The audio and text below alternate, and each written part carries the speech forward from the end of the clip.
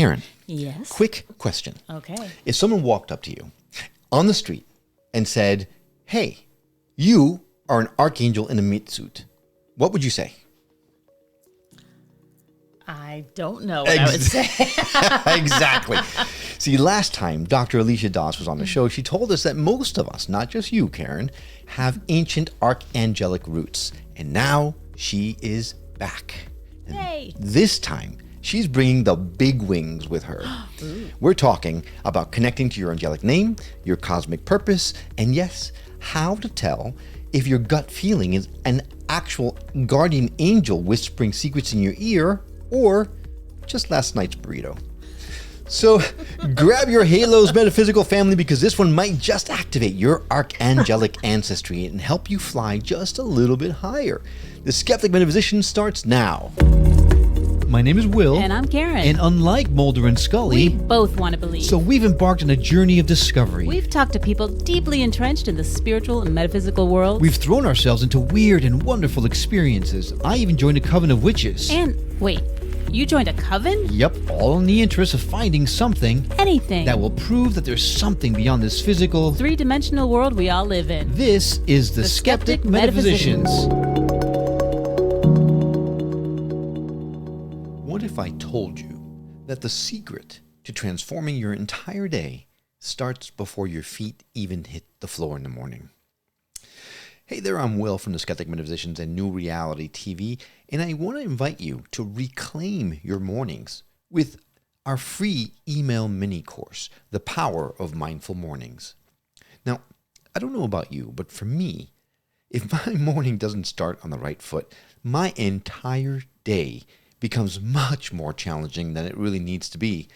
So, over the last few years, we've developed a way to ensure that my morning routine helps me set the day off on this mythical right foot. See, in just a few minutes a day, for 6 days, you'll discover simple, soul-nourishing practices that help you reduce stress, boost your energy, and tune into your inner wisdom before the chaos of the world even begins. We're talking breath work, energy resets, intention setting, so much more, all practical, powerful, and easy to start using right now. Now, this isn't about becoming some Zen monk overnight. It's about creating a sacred pause so that you can stop reacting and start living on purpose. And did I mention it's totally free? Tap the link in our show notes, join the movement, and meet your morning with mindfulness. Believe me, if you follow these practices, your morning reset is going to set you up for such a beautiful experience for the rest of your day. It's a great way to keep your mind on your spiritual awakenings while you move through the day in a 3D world that really tries to help you to forget that you are in a spiritual awakening process. So, go ahead and tap that link in the show notes, join the movement, and meet your morning with mindfulness. Because how you start your day is how you live your life. Hey there, I'm Will. And I'm Karen. Welcome back to an exciting episode of the Skeptic Metaphysicians. Today's returning guest is none other than author, spiritual intuitive, transformational counselor, and straight up angel whisperer, Dr. Alisha Das, with a doctorate in spiritual science and a groundbreaking book on the way with Hay House. She's here to help us tap into our angelic origins, discover our divine name, and maybe even remember how to fly. Ooh. Right? So welcome back to the show, Dr. Alisha Das. How are you doing today? Oh, I'm always happy when I get to be with you guys and play with you and tell inappropriate jokes. And that may or may not have happened before we started recording. I don't know what you're talking about. And it may or may not have been me who was doing the inappropriate jokes, just to put it out there. But, okay.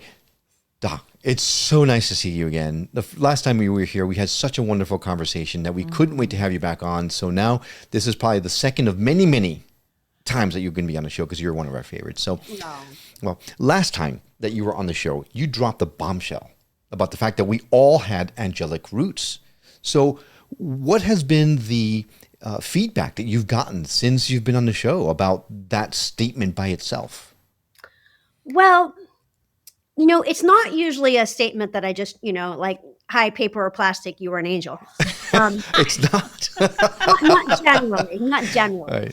Right. So usually people have some sort of spiritual heritage. They have some sort of, they've done one of my classes, maybe read a blog, an article or something. So it's not a complete shocker. But so usually usually there's always a follow-up question. Well, does that mean me?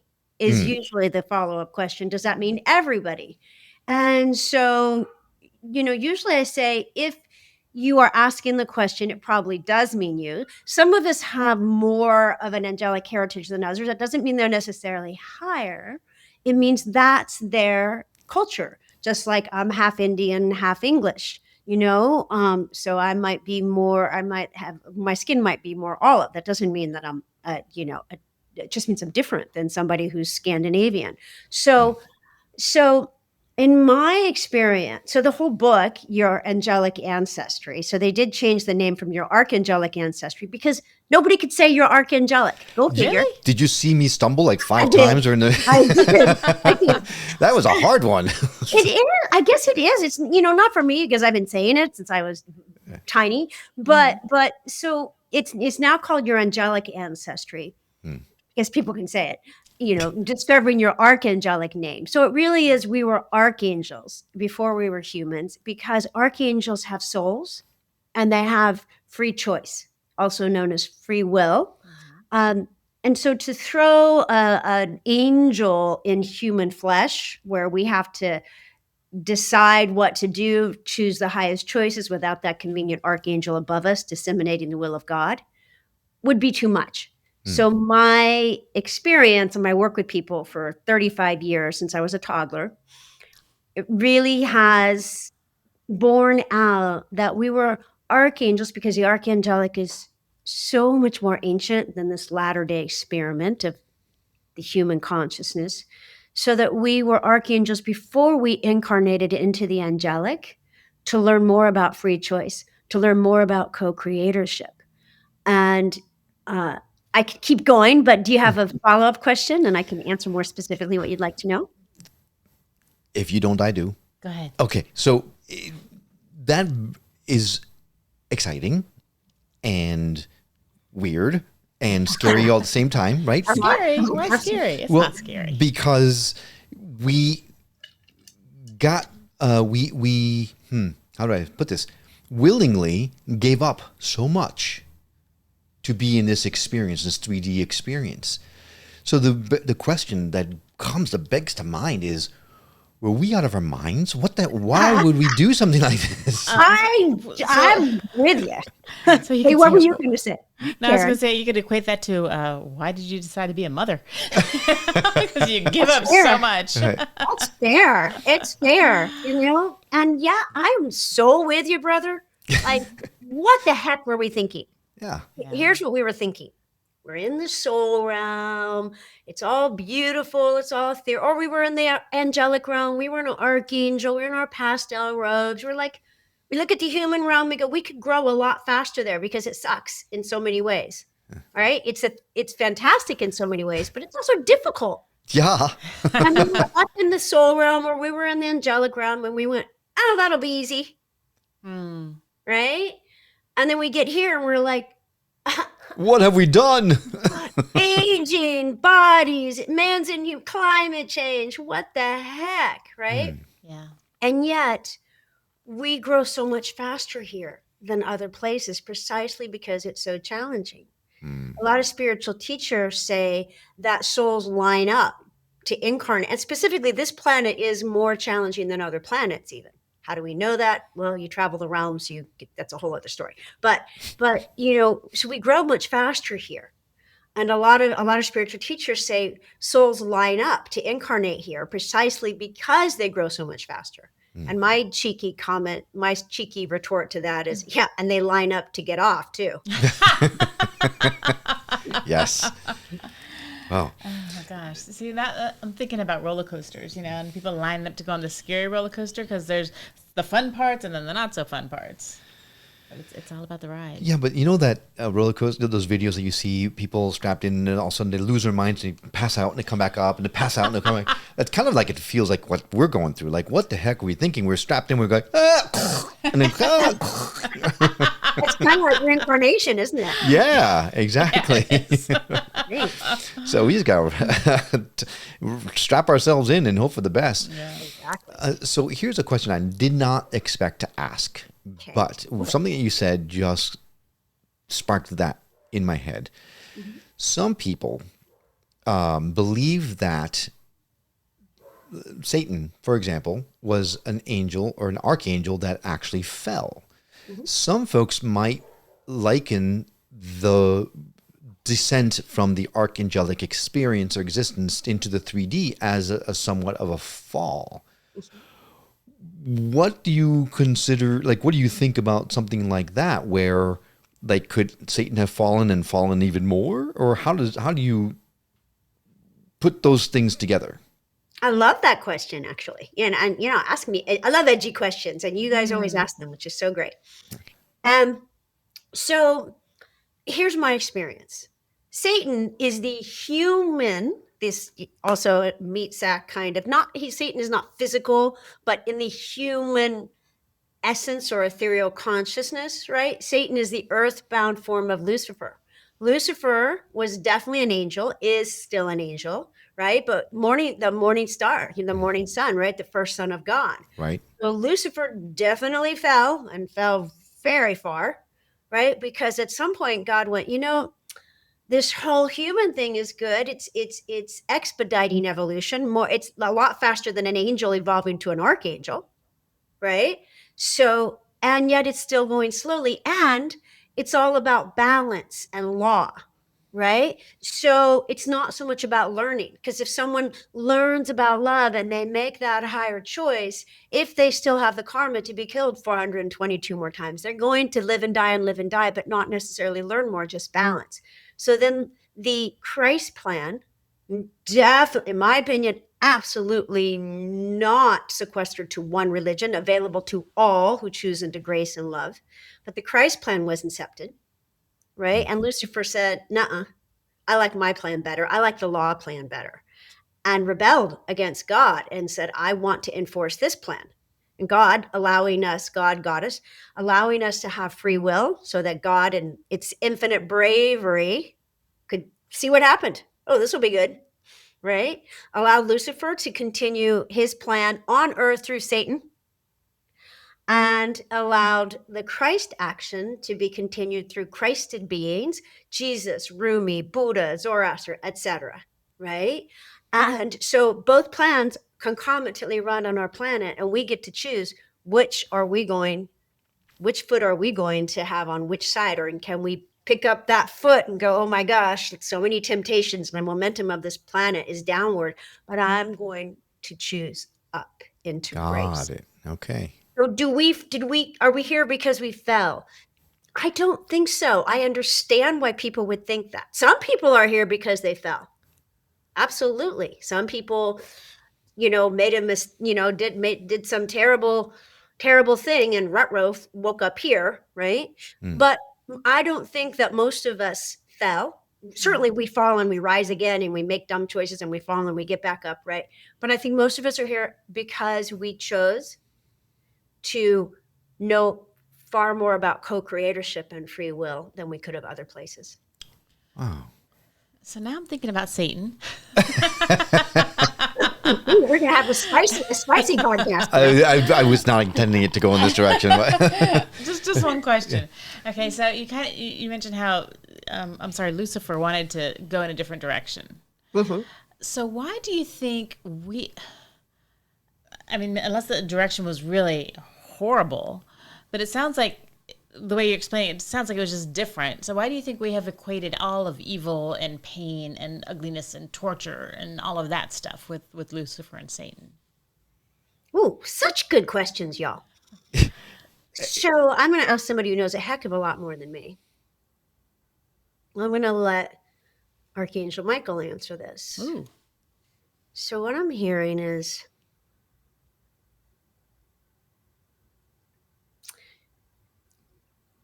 before I share that, it's often said that Archangel Michael, by Rudolf Steiner, by many, Edgar Casey, many luminaries, Archangel Michael is a huge purveyor of the Christ and one with the Christ.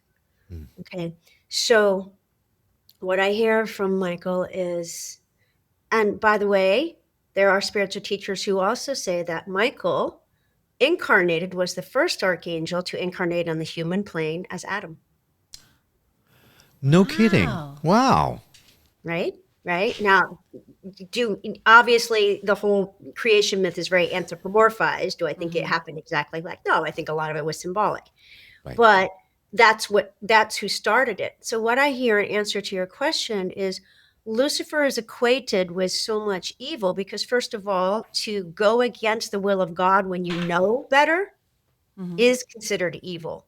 Another definition of evil is unnecessary experience. It's not your karma. You know, I murder you, but it's not your karma to have been murdered. That's going outside of God, and that's evil. Evil is not, it's not going outside of God's will. Nothing can be outside of God. And so Lucifer is considered evil because there is a large aspect of Lucifer that is evil by that definition. Nothing is outside of God. God is learning through Lucifer's shenanigans, if you will, just as God is learning through Christ and learning through Martin Luther King, etc. Right? Lot longer learning through Lucifer.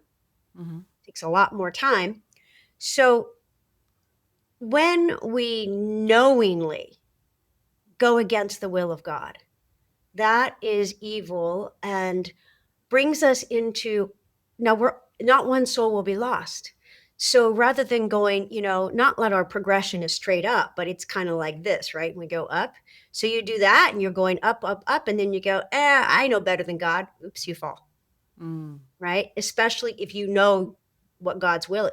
Here on this level, us poor clods, we don't always know God's will, right? So we don't fall nearly as far as Lucifer, who knew what God's will was and went against it. So tried to be as God, tried to replace God, really. And so that really is reprehensible.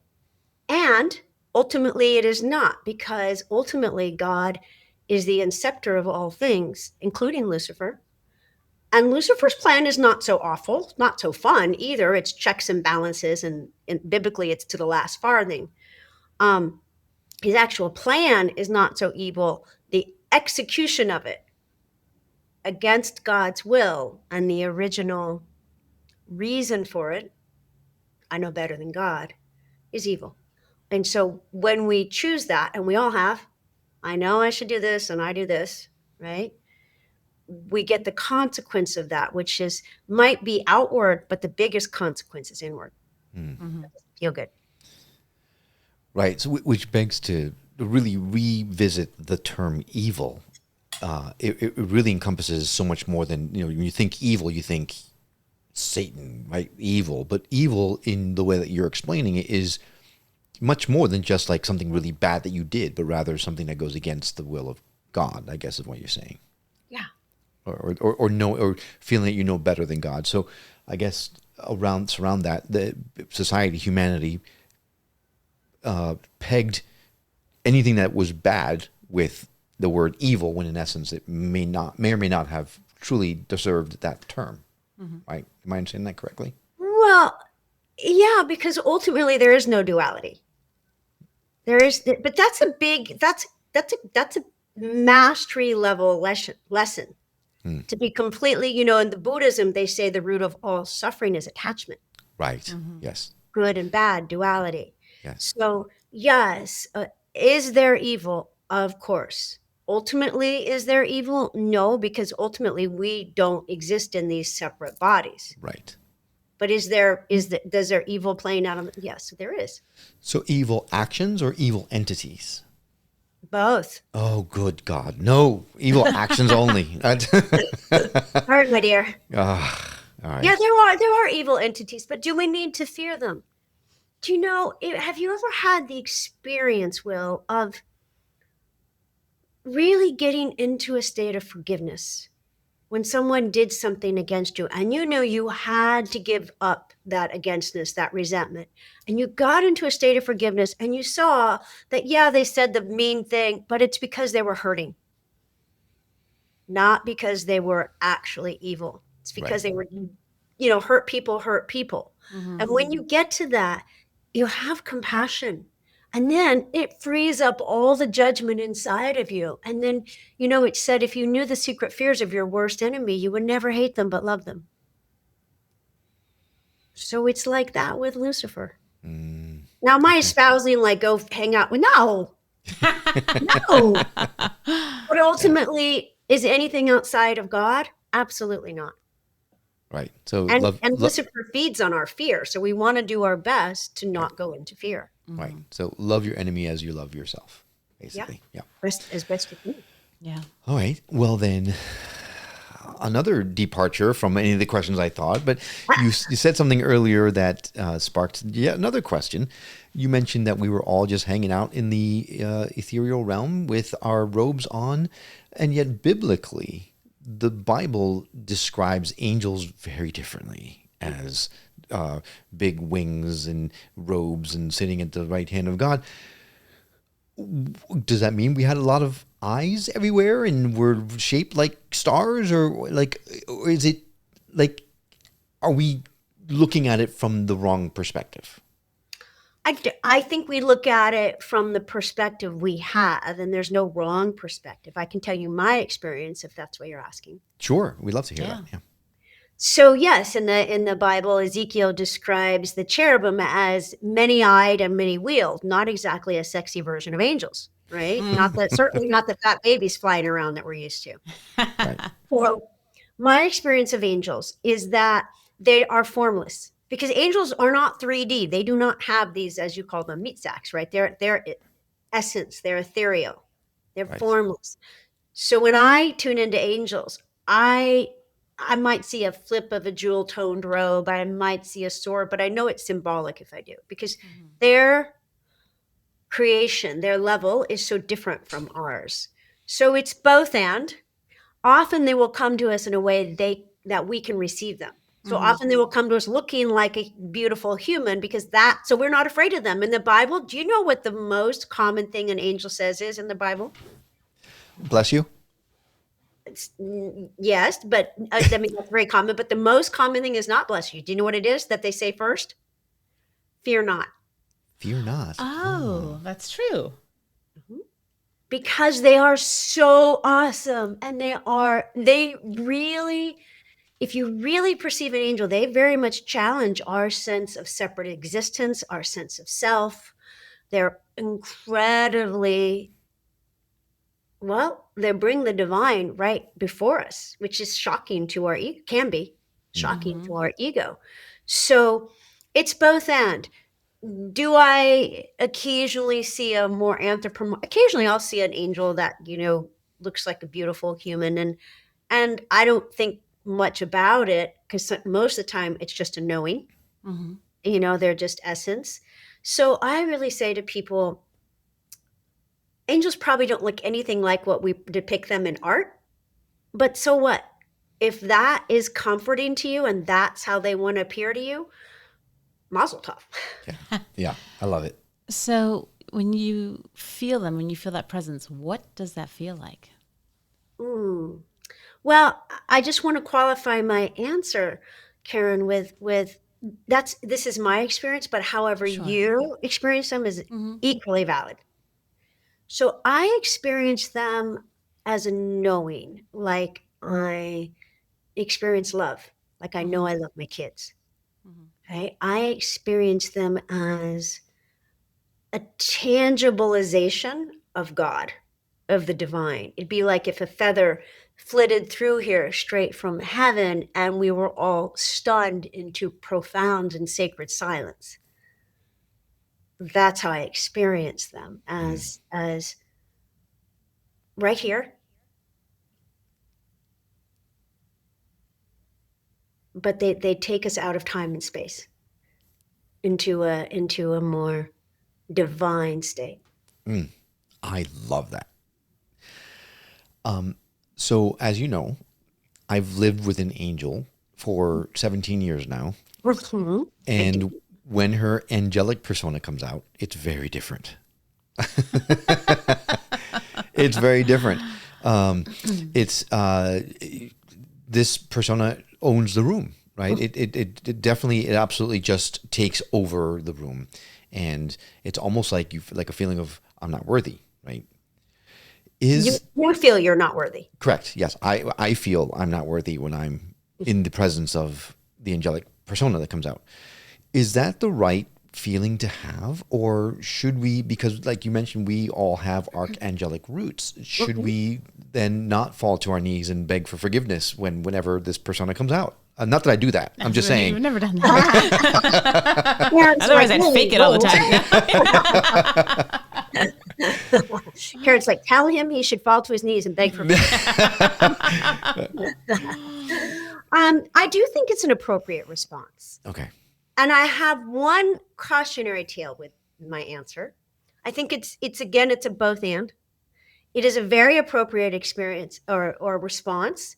And if you didn't have that within you, you couldn't see it.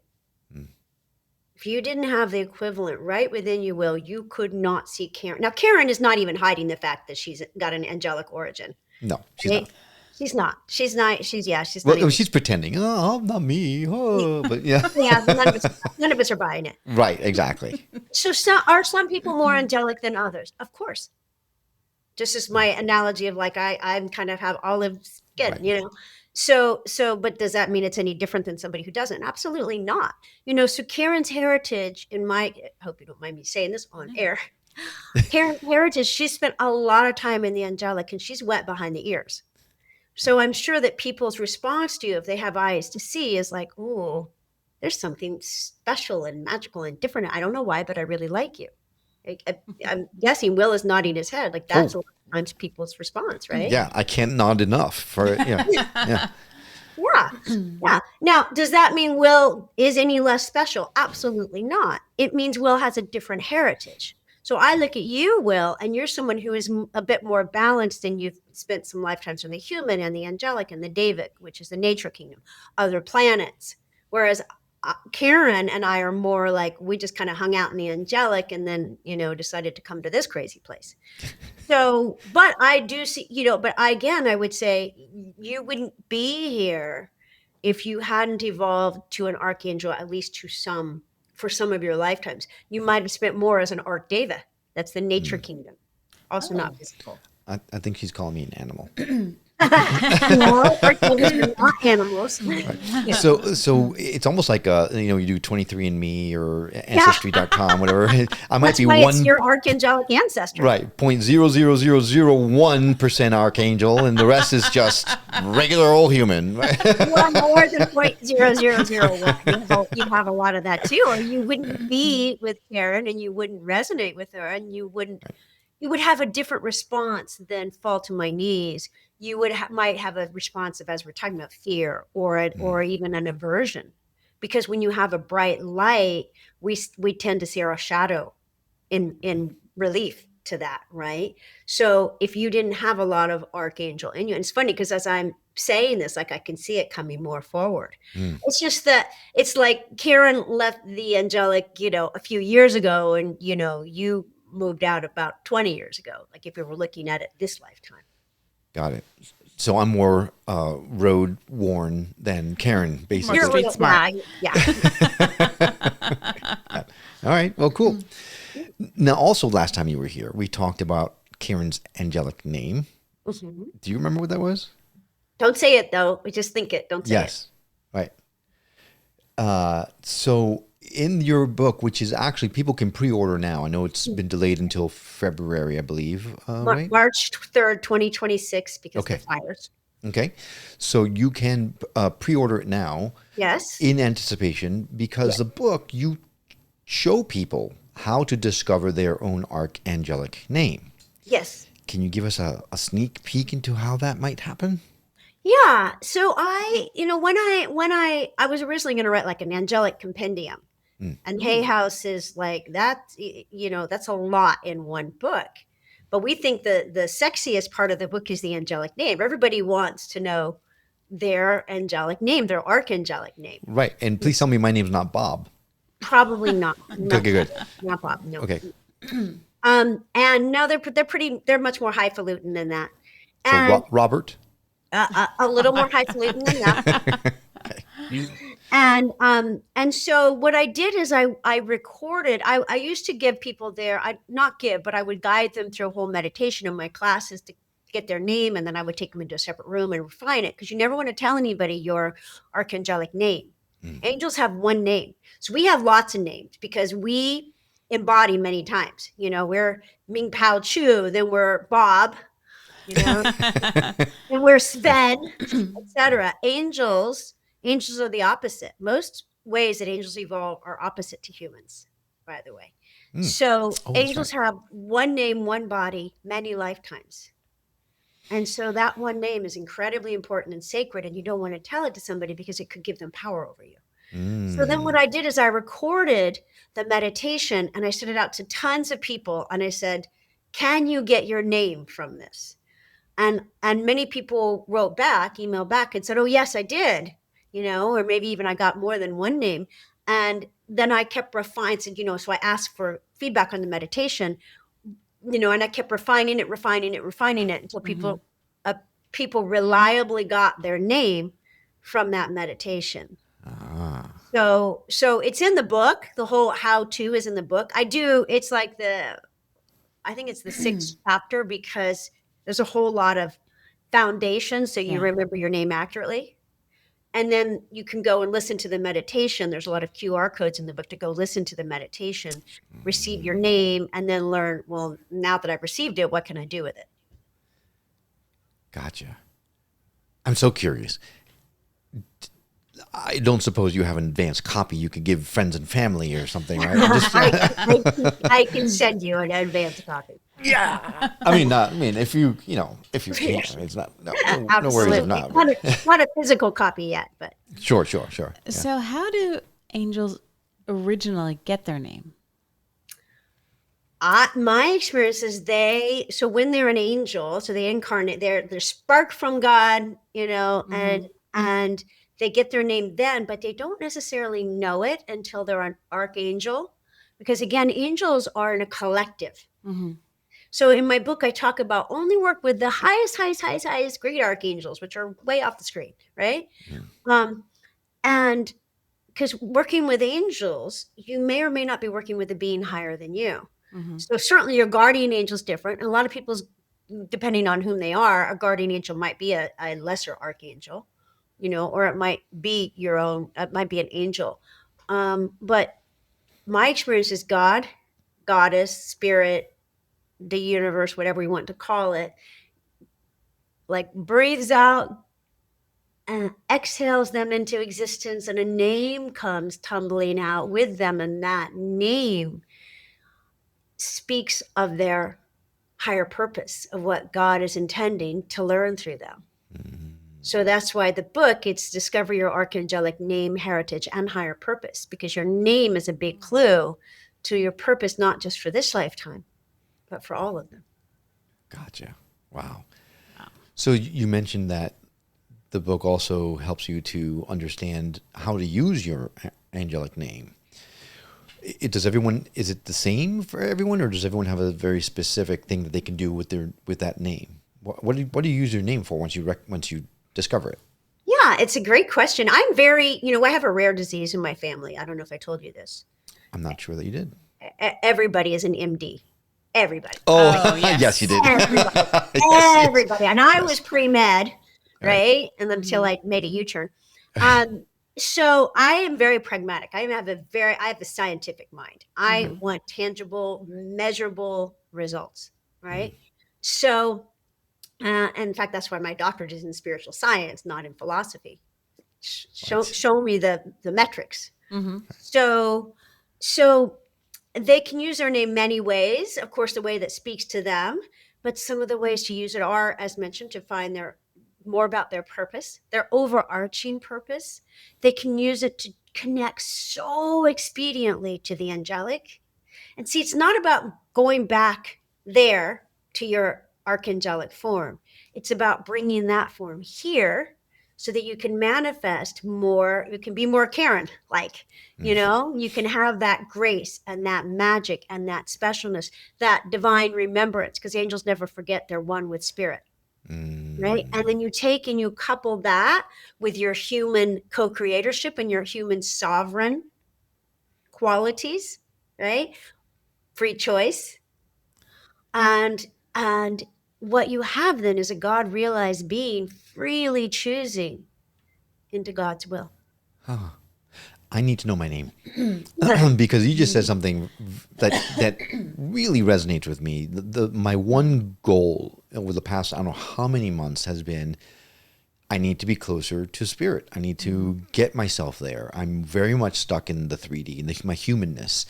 And little by little, I'm trying to shed the ego and I'm trying to become closer to spirit.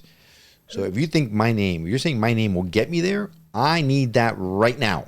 I don't blame you. Your name will help you. You know, it's a process. Sure. Right. So your name will absolutely help you. Let's see, what's an analogy? I mean, this is a silly analogy, but it's like eating French fries. You want to add salt, right? Do you need the salt for the French fries? No, you Yes. can eat the French fries. I'm with you, brother. I like the little French fries with my salt. Right. Yeah. You know, but the salt, you don't need the salt, but it makes the whole experience completely different. Got it. So you don't need your angelic name to remember spirit, but having your angelic name is a big shortcut. I could see how that would be the case. I could see how that could be the case. Okay. All right. So I'm going to look for that book in the mail soon. Anyway. Well, it's not going to be in the mail. It's going to be in your email. Because I don't have the physical copy yet. Right. Okay. So the big overarching question, you know so much about archangels and angels and our ancestry and the way things are, and you communicate with, you are the angel whisperer, right? You talk to Archangel Michael, and how did all of this come about? How did you manage to come to your knowledge and the connection that you have that most of us don't? I think all of us do. We just are not fully cognizant of it yet. Okay. So I think that I'm one of those weird people who was born to do this. And it started, my earliest memory of angels is when I was between 3 to 4 years old. And I had a very traumatic experience occur, the kind that could really send someone to drugs, etc. And I communed with the archangels, so that what they did is they took me into them while this was occurring, and I started speaking to them in their own language. And what that did is it helped me move out of duality, right? To not go, this level is frightening because I just went through a very frightening experience, and yet I was taken into the body of archangels, the ethereal body, right? So then fast forward, and I started telling people things that I couldn't know as a child, and I freaked out people in rural Indiana. And so I learned to stop. I learned to stop sharing these things. And but eventually and then I had a lot of experiences that would open me up, and I would just keep it close to the breast until I left home, and then I could share about it more freely. And then and there we go again. Once I did an angelic workshop, and I heard all three. So you actually have 3 angelic names. Like, start with one. And once I heard my 3 names all at once, which is unusual. And that really opened me up. I started hearing the angelic language. And then it became apparent that this was what I was. This is why I incarnated, to help bridge the angelic and the human. How did you know it was real? Yeah, at 4 or Later. as a young adult? Later. As an adult. I didn't love. I didn't. I had a lot of questions, and yet Do you know, it comes a point where you just go, either I'm completely insane, and I wasn't, I was very functional, or this is real. And you know what really sealed the deal? So first of all, my spiritual teacher validated it. So that was hugely helpful because I had massive respect for him. That helped. But what really helped was when I started working with people and I would put out these crazy ideas, right? Like there's an angelic language and I hear it and you have an angelic heritage and you have and expecting them to like, the proverbial like hook, expecting like a hook to drag you up. Yeah. And yet I saw this sea of nodding heads. And the more I shared what was true for me, the more I received that validation. This is working for me. Yeah, it's weird because I can go toe to toe with anybody on weird, right? But it was working for people. They were remembering God. They were getting along with their spouse better. They were more patient. They were suddenly, sitting down to meditate because they understood that Raphael is the angel you call upon if you don't feel like doing your spiritual practice.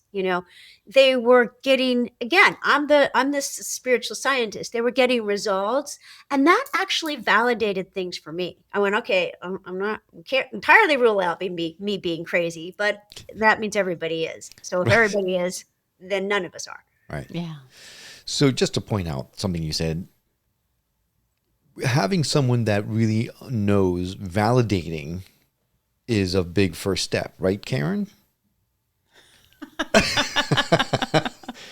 So I'm just wanting, make sure I understood, right? Someone who understands angels validating might have the first step towards actually saying, maybe not crazy. I'm just putting it out there. Possibly. That was clearly a loaded question. Yeah, the funny thing is, it's not just you. It's repeatedly. People have repeatedly seen what you see, and she's still, I don't know, maybe you see it, but. Kira, my dear, I don't shoot the messenger, but you're hugely angelic, hugely, and it's a beautiful thing. Yes. I know we want to go, oh shucks, not me, but it's sweetie, you remember people to the divine. It's like I said, it's like a feather floating through the air. So embrace it. It's not, one of my favorite things that my spiritual teacher said was ordinariness is a prayer condition to God. So we're all special, which also means none of us are special, both true. But you have a magical quality about you. And the more you embrace that and step into that, the more of service you'll be. Well, I do want to be more of service, so. And that's the whole quality of the angelic kingdom, by the way. Service. Yeah. Humans is free choice. There were iterations before the angelic, right? The whole raison d'etre, the whole reason for being of the angelic is for God is to learn about service. Ours is for God to learn about free choice, free will. Oh. If this mic wasn't on an arm, I would drop it.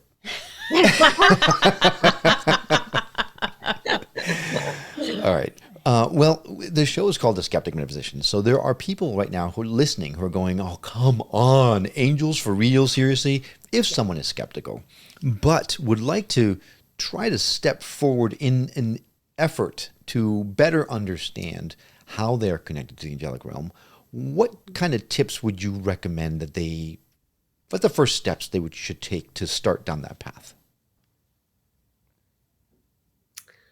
Again, going to let someone who knows a heck of a lot more than me answer. So this is a rare great archangel. So there's gazillions Googleplex angels, a couple million to about 10 million archangels. There's about 150 great archangels. So these are high beings.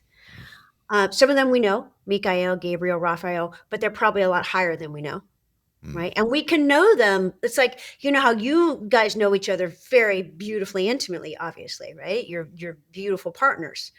And by the way, I just love hanging out with you because I love watching your banter. Well, thank you. We have fun. Of course. But so we know people in different iterations, not iterations, but we know them to different degrees. So we might know Michael at this level starting out, and then we might eventually get to know his more pristine form. Okay. Right. So this is an archangel that I've never said. I only said the name once out loud, and that was to my spiritual teacher when I'm like, I'm hearing this weird language, in my nuts, and I said this name, and that's when he said, "That's glossolalia. That's speaking in tongues. That's the angelic language. Be very discerning when you share that out loud with people because it completely transports them into another realm." Ooh. Wow. And so what I'm hearing from this being is, if you have the question of if angels are real, you might want to upgrade that question to, are you real? And how do you know you're real? And you might want to question that because there's something more real than this three-dimensional reality, which is the knowing of love itself. So if you wish to know God's love in manifestation, you may want to open yourself up to the experience of an angel, because that's what angels are. They are God's love in manifestation. They are God's first creation before humans. So you might want to start with your guardian angel because they are your ethereal best friend. So if you've ever had a near miss from an accident, or say, oh my God, I that bus could have hit me, etc., and you think, maybe that was my guardian angel. It probably was. What Right. else would explain that? The universe is not random. So perhaps in the silence of the night, suspend your disbelief, just as you do in the movies or TV. Suspend your disbelief and open to feel that comforting presence. For surely you will, if you set aside the ego that says, I'm separate from God. That's the greatest illusion, and that's the reality I suggest you question the most. You said that so much better than I possibly could have thought of, because that's exactly how I experienced it, is by allowing myself to just feel and question, and that opened me up to something like this. So that's a beautiful answer to that question. Thank you for that. Of course. So, as if we didn't throw you enough curveball questions before, we typically have some curveball questions that we ask some of our guests that come on if they're open to answering them. We can always edit these out if you can't answer. So just, if you're open to them, I'm happy to throw them your way if you're cool with it. Absolutely. Okay. Well, these are kind of kooky questions and stuff. So That's shocking coming from you. I know. My middle name is Kooky, by the way. But, and by the way, it wasn't really her angelic name that we had, but before the end of the show, I'm going to share with you the name that we said was your angelic name, even though it wasn't. Oh my God, the angel's here. She's here. Yes. Okay. Sorry. Anyway, here's the curveball questions. Let's say Hollywood calls. You're asked to be the angel consultant on a new metaphysical action series. What is one angelic truth you'd insist that they get right on screen? Angels are not outside of you. They are within you, speaking from within you, directing you to the truth that you are one with God, one with love, one with that highest direction that scares you, and you are here to manifest the will of God. Wow. Okay.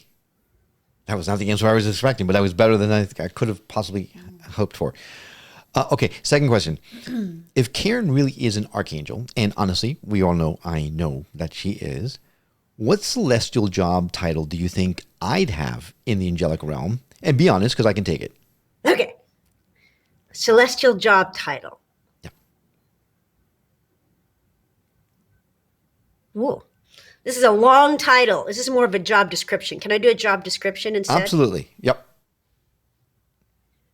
Purveyor or bringer of the feeling you get when you look at the tallest mountains and you feel the breeze upon your cheek and you know that God is real. Ooh, I don't know if I deserve that title, but All right.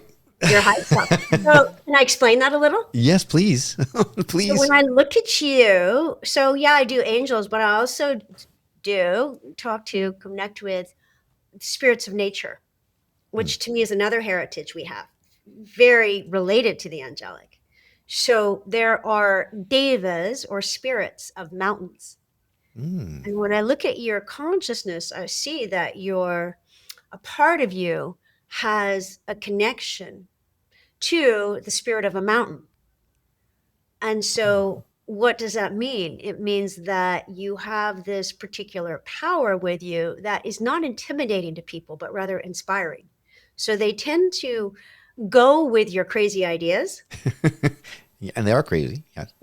Yeah, they go with your crazy ideas because you inspire confidence in people, right? Because you have this rock solid, and I mean this in a very positive way, rock solid quality about you that is not shakeable. And that makes people feel relaxed and secure. Wow. I love that. Thank you. Just call me Mountain from now on. All right, last question. You're granted one angelic superpower to give every listener right now. Which do you choose and why? You are a messenger of God. So angel means messenger. So if I could grant wouldn't be me granted it because to me they already have it, but I would grant them the trust in their attunement. And I would say, take that divine pause before you run willy-nilly into your day or into that next action and tune in and speak out loud the messages that you hear to guide you in your day.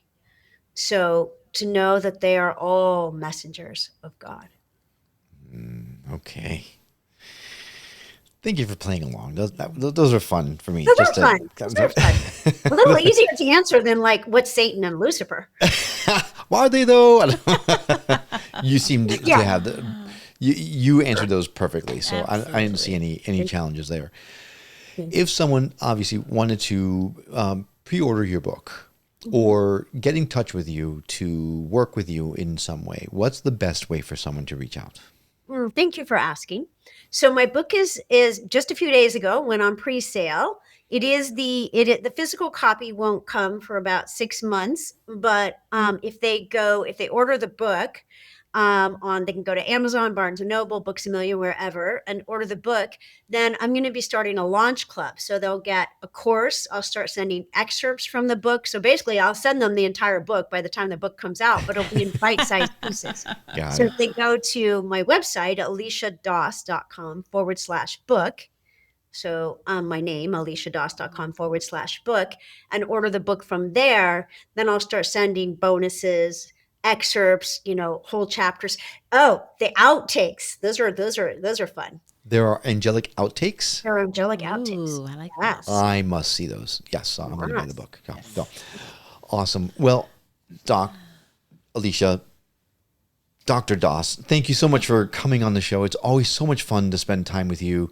And as always, we were left with so many other questions, but we can look forward to having you on. Maybe when the book comes out, we'll have you back on and we'll. I would love talk. that. Sure. I would love that. You guys are so much fun, and you ask really, you ask questions that most people don't have the courage to ask, and I so appreciate that. I hope that it doesn't mean that we are offending you because it's that's a very brave question there, Will. Not remotely. I love it. All right. Well, good. We never want to piss anybody off. So No. all right. Well, it's been a real pleasure. Thank you so much for coming on the show again, and we look forward to seeing you again soon. Absolutely. Thank you so much. All right. Thank Take you. care.